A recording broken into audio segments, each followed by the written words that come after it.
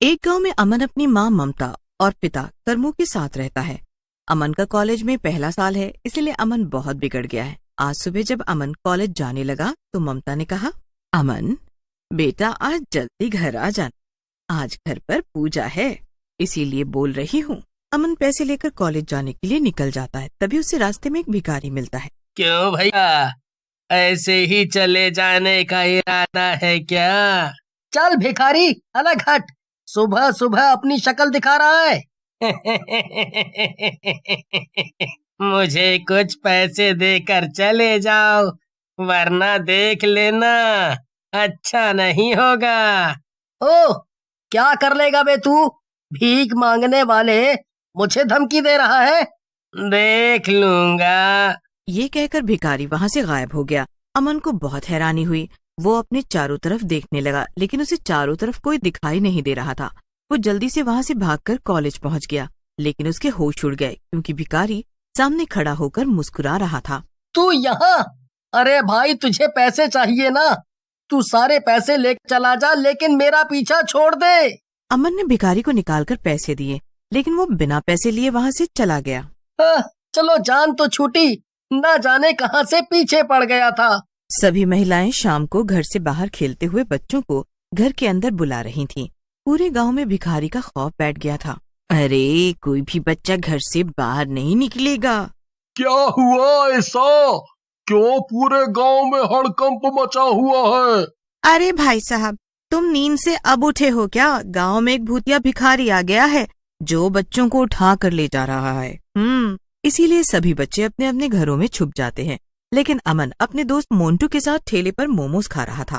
जल्दी से खत्म कर, घर जाना है। आज तुझे बहुत जल्दी हो रही है। हाँ भाई, अंधेरा होने से पहले घर जाना है, क्योंकि अपने यहाँ भूतिया भिखारी आ गया है। शायद तू भी लोगों की बातों में आकर पागल हो गया है। नहीं भाई, ये बात सच है। अच्छा तू ये बता कि तूने उसे देखा है? नहीं, मैंने उसे नहीं देखा। भाई, मैं उससे 2 बार मिल चुका हूँ, 2 बार। अब तू मेरा काट रहा है। अब मैं जा रहा हूँ घर। मैं तो कोई रिस्क नहीं ले सकता। जान है तो जहान है।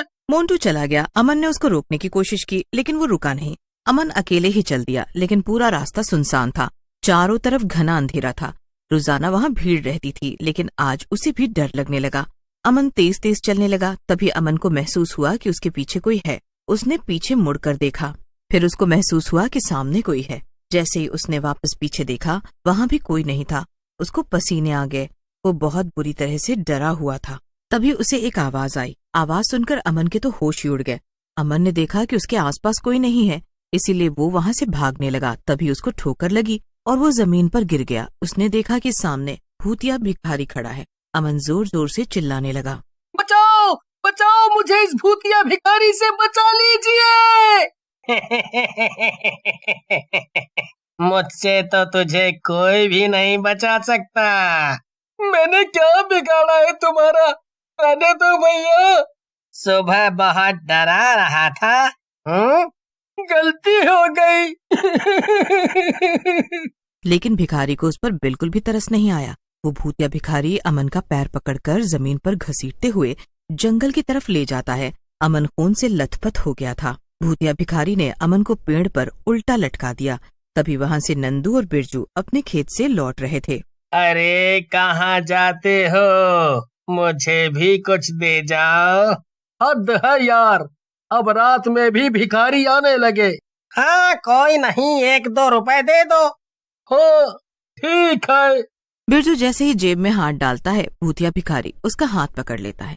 उसके लंबे लंबे दांत, डरावनी आंखें, लंबे लंबे बाल और नाखून देखकर बिरजू और नंदू डर गए। तभी उन्हें अमन के कराहने की आवाज आई। दोनों ने पेड़ की तरफ देखा। अमन की ऐसी हालत देखकर वो कांप गए।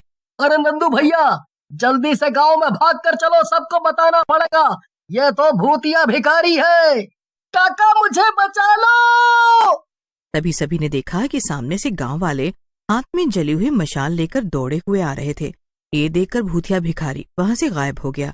करमू और ममता ने अमन को अगले दिन सुबह को पूरे गांव में शोर हो रहा था। क्योंकि भूतिया भिखारी एक बच्चे को उठाकर जंगल में ले गया था। इसीलिए गांव के सभी लोग एक जगह इकट्ठे हुए और भूतिया भिखारी से बचने की योजना बनाई। हमें साधु महाराज से मदद लेनी चाहिए, क्योंकि इससे बचने का कोई ना कोई तरीका वही हमें बता सकते हैं। ठीक है, हम सभी साधु के पास चल रहे हैं। सभी लोग मिलकर साधु महाराज के पास गए और अपनी समस्या बताई। महाराज जी, उसका कोई तो तरीका होगा। सभी एक बात ध्यान से सुन लो। जब किसी की अकाल मृत्यु होती है तो उसकी आत्मा नफरत से भर जाती है, और वो नफरत किसी एक व्यक्ति से न रहकर समस्त मानव जाति से हो जाती है। महाराज जी, लेकिन इस भिखारी के साथ किसी ने क्या बुरा किया होगा? इससे तो किसी को कोई मतलब नहीं होगा। नहीं, ऐसा नहीं है। आज की रात तुम सभी मेरे पास आना। आज की रात भूतिया भिखारी से आप सभी को मुक्ति मिल जाएगी। साधु महाराज ने सभी को आने के लिए कहा और पूरी योजना समझा दी। सभी लोग एक साथ घर गए। सभी के अंदर बहुत डर बैठा हुआ था, लेकिन सभी रात होने का इंतजार कर रहे थे। जैसे ही रात हुई, बिरजू और नंदू सभी के घर गए। चलो भाई, रात हो गई। महाराज जी ने बुलाया है, अगर आज नहीं गए तो उससे हमारा कभी पीछा नहीं छूटेगा। पूरा गांव एक साथ महाराज जी की कुटिया की तरफ चल पड़ा। लेकिन गांव का एक बच्चा सड़क पर अकेले जा रहा था। तभी उसके पीछे भूतिया भिखारी चल रहा था। बच्चे ने पीछे मुड़कर देखा, उसकी रूह कांप गई और वो जोर से चिल्लाया। बच्चा वहां से तेज तेज भागने लगा। बच्चा भागते भागते जमीन पर गिर गया। भूतिया भिखारी अपने लंबे लंबे दांतों से बहुत डरावनी हंसी हंस रहा था। भूतिया भिखारी जैसे ही उस बच्चे को उठाने की कोशिश करता है, वहाँ बहुत जोर से बिजली गरजती है और साधु महाराज पहुँच जाते हैं। सभी गांव वाले भी वहाँ पहुँच जाते हैं। आखिर तुम अपने ही जाल में फंस गए। हे साधु, मेरे रास्ते में मत आओ। मैं जो भी कर रहा हूँ मुझे करने दो, नहीं तो अच्छा नहीं होगा। इन बेचारे मासूम बच्चों ने तुम्हारा क्या बिगाड़ा है? क्यों इनके पीछे पड़े हो? मैं यहाँ किसी को भी पसंद नहीं करता। सभी मेरे दुश्मन हैं। मैं किसी को नहीं छोड़ूंगा। मैं सबको मार दूंगा। देखो, मैं जानता हूँ कि तुम नाराज हो। मैं तुम्हारी मदद करना चाहता हूँ। ऐसा क्या हुआ था तुम्हारे साथ? मेरा नाम रौनक है। मैं भी एक अच्छा लड़का था, लेकिन मेरे एक दोस्त ने धोखे से मेरा सारा कारोबार ले लिया। भाई, आज मैं सड़क पर आ गया हूँ। मैंने तुझे अपना भाई समझा था, लेकिन तूने ये अच्छा नहीं किया। रौनक के दोस्त ने फोन काट दिया। वो बेचारा सड़कों पर घूम रहा था।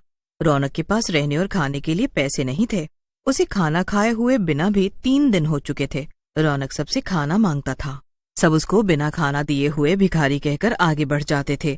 बहुत दिन से खाना ना खाने के कारण वो जमीन पर बेहोश होकर गिर गया और एक तेज रफ्तार कार उसके ऊपर से निकल गई।